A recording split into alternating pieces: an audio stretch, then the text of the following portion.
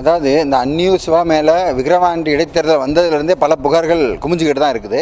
இன்னும் சொல்லப்போனால் விக்கிரவாண்டி இடைத்தேர்தலை அவர் பணத்தையும் நிறையா இதையும் செலவழித்து அதிகார துஷ்பிரயோகம் பண்ணி ஜெயித்தாங்க அப்படின்னு வழக்கு உச்சநீதிமன்றம் வரைக்கும் போய் தள்ளுபடியான விஷயம்லாம் நீங்கள் பார்த்துருப்பீங்க.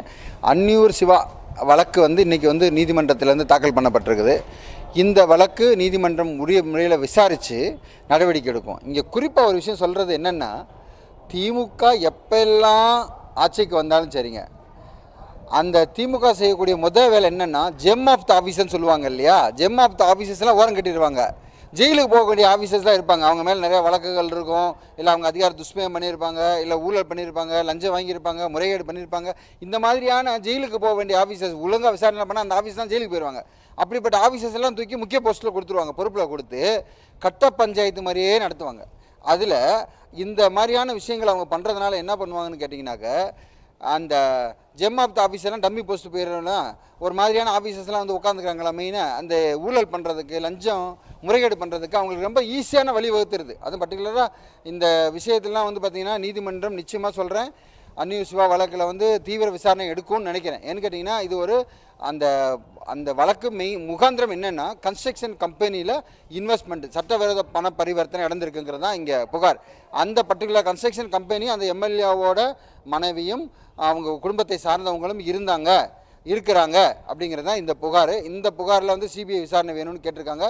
கண்டிப்பாக சொல்கிறேன், இந்த ஒரு வழக்கு இல்லைங்க, இன்னும் சொல்லப்போனால் நல்லா துருவி ஆராய்ஞ்சோம் அப்படின்னாக்க, திமுகவில் இருக்க அத்தனை பேருமே மேக்சிமமான ஆளுங்க, ஒரு சிலர் மட்டும் விட்டுலாம், திமுகவில் மேக்சிமமான ஆளுங்க அவங்களோட பினாமி பேர்லேயும் அவங்களுக்கு தெரிஞ்ச சொந்தக்காரங்க பந்தக்காரங்களை வச்சு தான் பார்த்திங்கன்னா முறைகேடு பண்ணுறாங்க, ஊழல் பண்ணுறாங்க.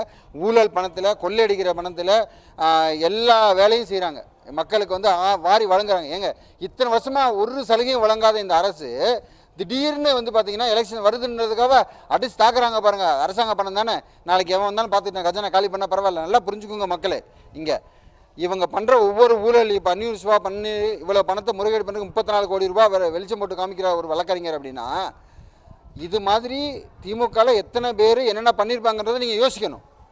இந்த பர்டிகுலர் வழக்கை பொறுத்தளவில் நீதிமன்றத்தில் இருக்கனால இதுக்கு மேலே நம்மளால் பேச முடியலை. ஆனால் உண்மையை சொல்ல போனாக்க, இவர்கள் மீது ஊழல் புகாரை இன்றைய எதிர்க்கட்சி தலைவர் எடப்பாடி பழனிசாமி அவர்கள் ஆளுநர்கிட்ட கொடுத்துருக்காரு.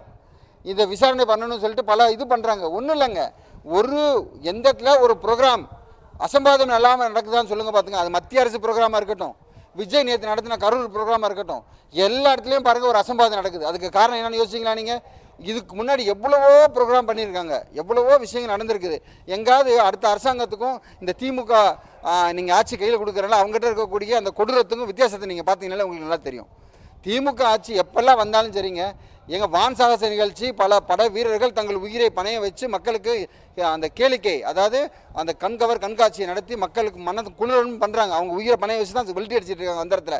ஆனால் பார்க்க வந்த மக்களுக்கு தண்ணி வசதி இருந்துச்சா, இல்லை அவங்க அந்த டீஹைட்ரேஷனில் 5 பேர் செத்து போயிட்டாங்க. 5 பேர் செத்து போனது யார் காரணம் நீங்கள் சொல்லுங்கள் பார்க்கலாம். கூட்ட நெரிசல் சிக்கி எத்தனை பேர் தவிச்சாங்க, பல நூறு பேர் அட்மிட் ஆனாங்க. இதெல்லாம் பார்த்திங்கன்னா திமுகவோட அலட்சிய போக்கு, நிர்வாகத்தை சரியாகவே கவனிக்க தெரியாத ஒரு இது.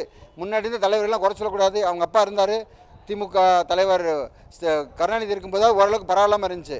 இப்போ அவர் சன் வந்தார், சுத்தமாக சரியில்லாமல் போயிடுச்சு. இதில் ஒரு மாற்றம் வேணும். இந்த மாற்றத்தை நம்ம மக்கள் தான் உருவாக்கணும் அப்படிங்கிறதுக்காக தான் இந்த ஒரு நிகழ்ச்சி. இதை பார்த்திங்கனாக்க, அந்நியூர் சிவா அவர்கள் நிச்சயமாக சட்டத்தின் முன் நிறுத்தப்படுவார். சட்டம் தன் கடமையை செய்யும். அதுவரை நாம் அனைவரும் பொறுத்திருந்து பார்ப்போம். என் பேர் டாக்டர் எஸ்கே சாமி, உச்சநீதிமன்ற வழக்கறிஞர், தலைவர், உலக மனித உரிமை ஆணையம் மற்றும் மீட்பு மையம். இந்த வழக்கு முதல் கட்டமாக பார்த்திங்கனாக்க, அது பிரைமா ஃபேசிஸ் ஃபைன் பண்ணிடுச்சு அப்படின்னா கோர்ட்டு நோட்டீஸ் பண்ணி அவங்களோட இப்போ எதிர்பார்ட்டியாக அவரையும் போட்டிருப்பார், அந்நியூர் சிவாவையும் இருப்பார்.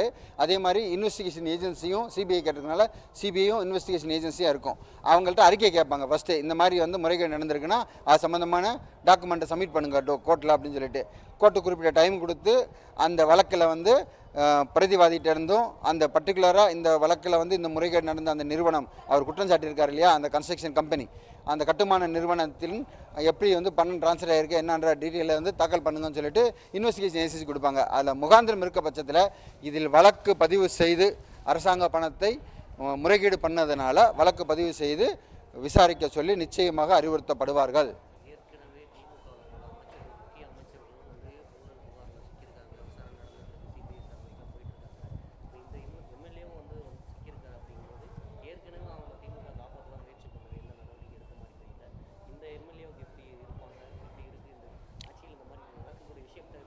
உங்கள் எல்லாருக்கும் தெரியும், சற்றுமுன் வந்து ஒரு மீட்டிங் இப்போ தான் கொடுத்தேன். அதில் வந்து ஒட்டுமொத்தமாக சொல்லியிருந்தேன். ஒட்டுமொத்தமாக இந்த அரசாங்கத்தில் இருக்கக்கூடிய ஒரு சிலரை தவிர, அதாவது திமுகவில் ஒரு சிலரை தவிர மீது எல்லாருமே ஜெயிலுக்கு போக வேண்டியவங்க. அந்த அளவுக்கு கொடூரமாக ஊழல் பண்ணிக்கிட்டு இருக்கவங்க. இவங்களை காப்பாற்றுறதுக்கு இவங்க வந்து 2.0 திராவிட மாடலில் உலகத்தில் இருக்க எத்தனை கோலுமாலு தில்லு முள்ளெல்லாம் அறிவாளித்தனமாக பண்ண முடியுமோ, சயின்டிஃபிக்காக செய்ய முடியும், எல்லாத்தையும் பண்ணுங்கன்னா ட்ரைனிங் கொடுத்துட்ருக்காரு முதலமைச்சர் மு க ஸ்டாலின்.